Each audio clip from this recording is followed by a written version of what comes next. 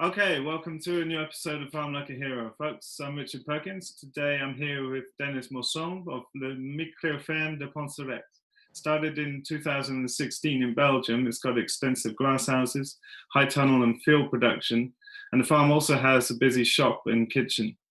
They employ 14 people year-round and up to 22 in the summer, and they heat the greenhouse with a biochar production machine. Denis joined us on our first online training back in 2018, and there's been recent additions on the farm of agroforestry and the introduction of laying hens to test out rotations with their outdoor vegetable production. I'm super interested to hear how that's all going and to explore, Denis, the challenges and opportunities of scaling and working with a larger team than perhaps many of us are used to. So, Denis, thanks so much for taking the time to be with us today. Oh, thank you for the invitation. Awesome. Yeah, I'm super excited to hear all about what's going on there because it's definitely at a different scale to most people will be familiar with.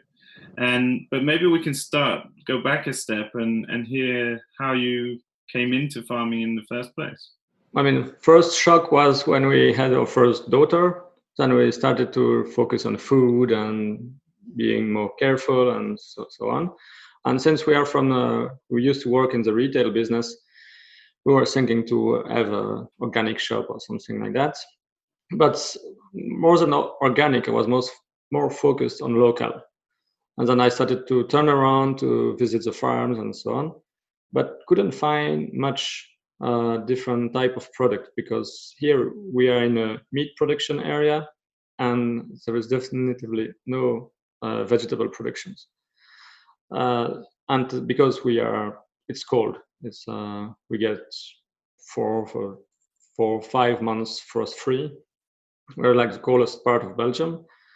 And so I tried to learn about Dutch greenhouses, but obviously since I didn't want them to be a problem for the climate, I was looking for a way to heat it properly. And then I found the biochar machine, which can help to heat and produce biochar, which is carbon negative. And from that, we had a retail side, which we had an experience in.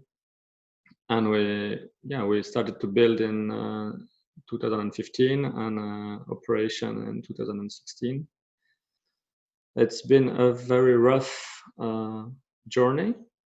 The first year, I had no training at all in vegetable production or whatever. So we're just learning by doing. And since 2019, so it's like 1 year or two, things are getting stabilized and fine.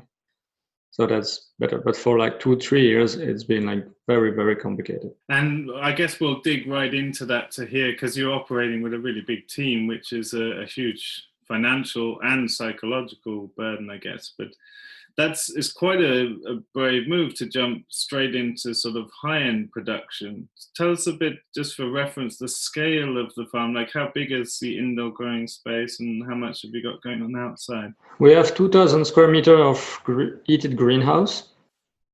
We have 800 square meters of tunnel called tunnel and 1 hectare of outside production. A little more. And then we have hens that are turning on 0.2 or 0.3 hectares. It's quite a big operation.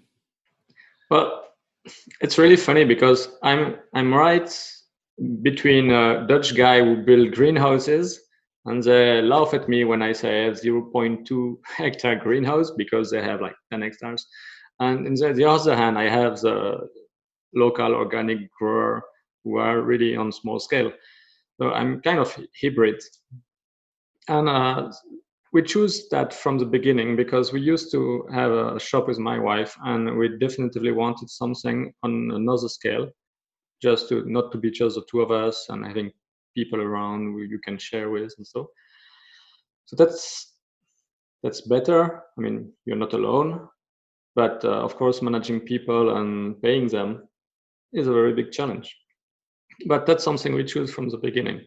The first year we hire, I think, 6 people just to start things. And yeah, now we are up to 2022 in the summer. And I think from what I have learned is you need experienced people. You need so many skills to grow properly, and skills in the greenhouse are different from the screen from outside and so on, that you really need to be able to pay them year round if you want to keep the know-how, the knowledge. And it's just not possible to do it on your own. I mean, and also I have my an uncle who's been a farmer for all his life, and and he always been lonely. So I mean, I couldn't imagine farming like a family style, or just I've always been clear that we would have a team. Yeah.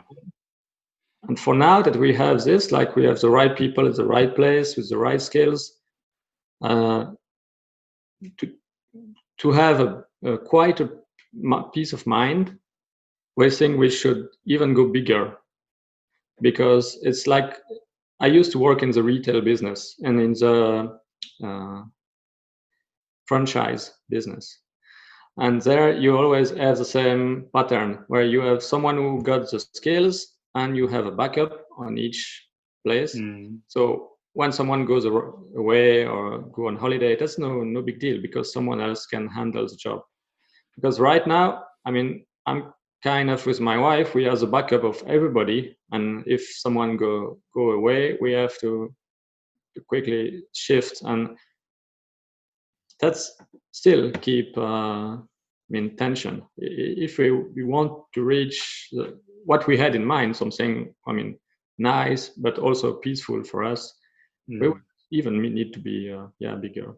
So scaling up slightly more to find that critical mass where you get the confidence and peace of mind to be able to step out to the degree that you would like, as well as others being able to do that.